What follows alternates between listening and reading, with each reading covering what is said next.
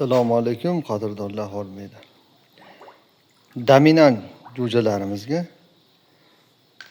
Lasota vaksinasini 2 barobar dozada beryapmiz.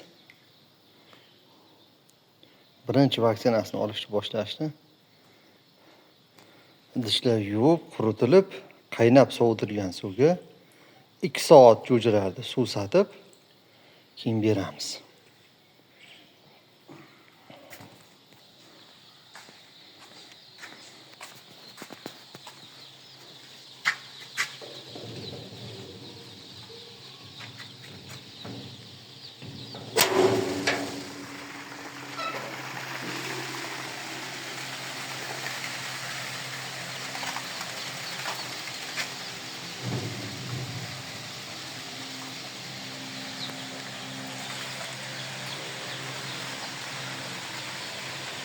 Dominantlar.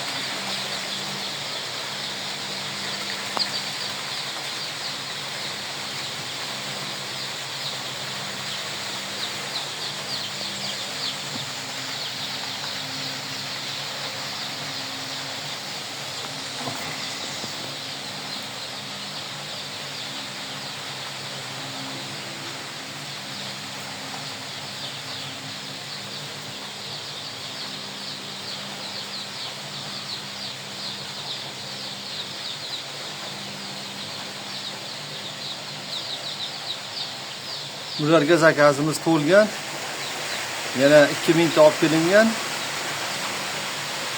Ana shu nan zakaz bor. Zakaz qabul qilamiz.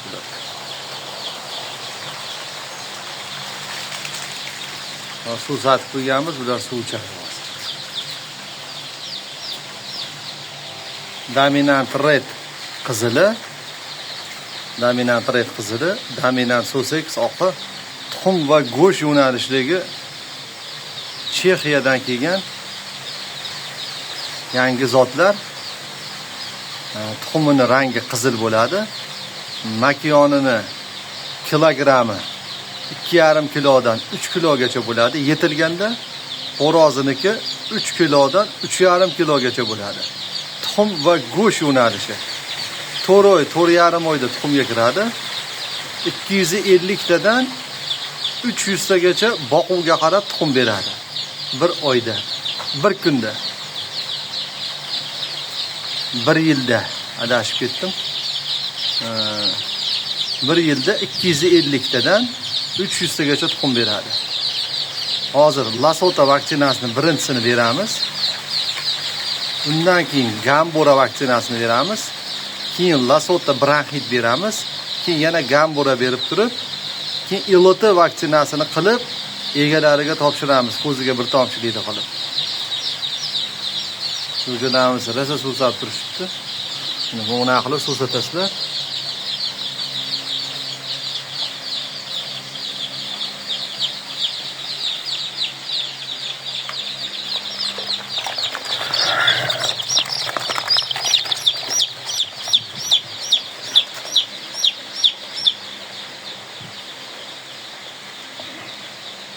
Hammasi makiyon. Endi ichidan xo'rozi chiqib qoladi uncha. Lekin 100% makiyon deb bergan, 1% xo'rozi chiqib qoladi.